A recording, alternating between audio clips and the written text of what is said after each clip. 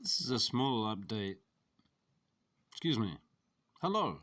This is a small update on this Endure Bushcrafter from D.MelloKnives. So I took some footage of the blade after use. That's the spackling on the spine there. That came right off. And it's A2 steel, so it's not rostfrei. So yeah, checking out a little, a very slight asymmetry on the tip there. I would say that overall, the blade is straight and true and aligns excellently with the handle. It does widen out a little at the tip there. I believe that would be deliberate, just to reinforce the tip. Now down here at the ricasso, you can see it's a little uneven, a little off to the left there. Kind of swoops off. It's a little wavy. No big deal. I like to look at all my knives like this, study them closely. And usually what happens is that when they're new and the first time I look at them, they look pretty good. And then over time, you start to notice, like here, you can see that the tip there kind of goes off to the left a little. And so I wanted to film this just for the record, and because I knew that sooner than later I was going to take it to stones and things and start to alter it. So I thought it'd be worth recording, how it was. Pretty much original condition.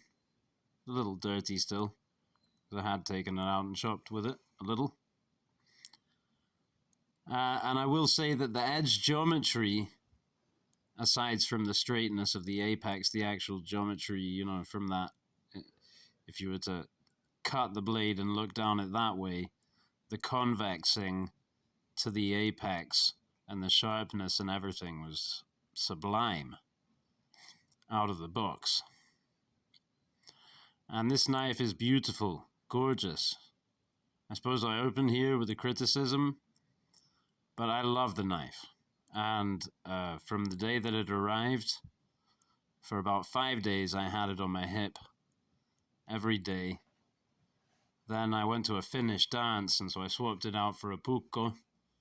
And then the last couple of days I've been out on the road in a truck, and so I didn't wear any knife on my belt. And so yeah, that's the condition after I spent a bit of time, some hours. But I'm not a professional. I'm an amateur. So when I start working on something like this, I start trying out this stone, that stone. I'll go back and forth between the grits.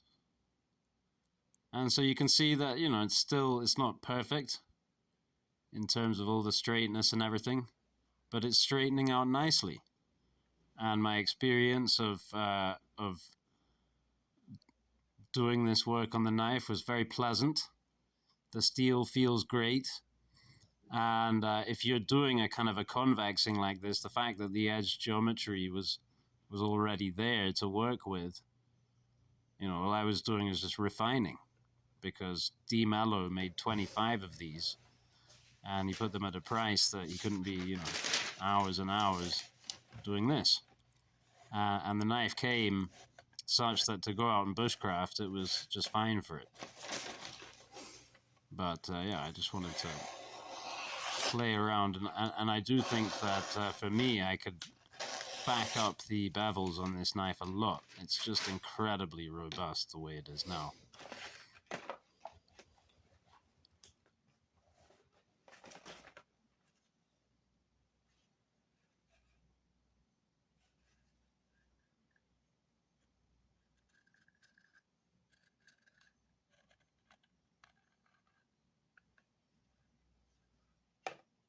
Sharp.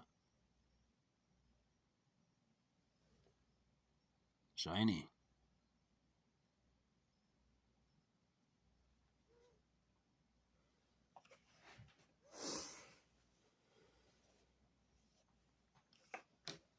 I shall offer further updates on this knife as and when I feel that I've formed further conclusions. But the conclusions for now, thus far, I love it. I'm going to keep it. I'm going to use it. I'm going to carry it. Chop, whittle,